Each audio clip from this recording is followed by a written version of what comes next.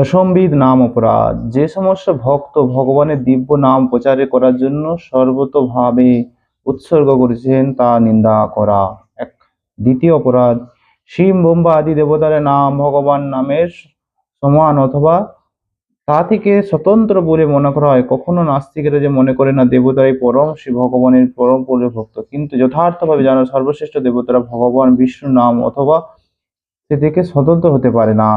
তাই যদি কেউ মনে করে দুর্গা দুর্গা, শিব কালী উচ্চারণ করলে হরে কৃষ্ণ মহামন্ত্র সমান হয়, তাহলে সেটা বড় বড় অপরাধ। 3 নম্বর অপরাধ, গুরুদেবকে অবজ্ঞা করা। 4 নম্বর অপরাধ, বৈদিক শাস্ত্র অথবা বৈদিক শাস্ত্রের অনুগামী শাস্ত্রের নিন্দা করা। 5 নম্বর অপরাধ, ভগবানের নামে অর্থবাদ অপরাধ, হরিনাম মহাত্মাকে অস্তিত্ব মনে করা। 6 নম্বর অপরাধ, ভগবানের নাম সমূহকে কল্পনা বলে মনে করা। 7 নম্বর অপরাধ, নাম বলে পাপ আচরণ করা। ভগবানের নাম কীর্তন করার ফলে সর্বরকম পাপ বিনষ্ট হয়, কিন্তু কেউ কেউ মনে করেন যে পাপ করতে করতে এবং হরে কৃষ্ণ মহামন্ত্র কীর্তন করার ফলে সেই পাপ বিনষ্ট হয়। এই ধরনের বিপজ্জনক মনোভাব অন্তত করলে অপরাধজনক মনে হয়। 8 নম্বর, হরে কৃষ্ণ মহামন্ত্র উচ্চারণ করাকে বৈদিক কর্মকাণ্ডে বর্ণিত পূর্ণ কর্মফল বলে মনে করা।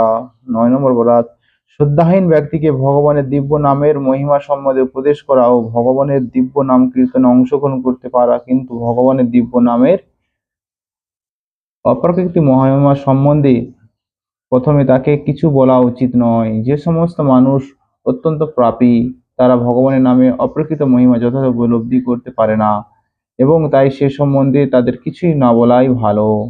10, ভগবানের নামের প্রতি পূর্ণ বিশ্বাস থাকা এবং তার অগাধ মহিমা শ্রবণ করার পরেও বিষয় শক্তি বজায় রাখা। প্রতিটি বৈষ্ণব ভক্তের কর্তব্য হচ্ছে ইতিস্পতি সিদ্ধি লাভ করার জন্য সমস্ত অপরাধগুলি থেকে মুক্ত হওয়া।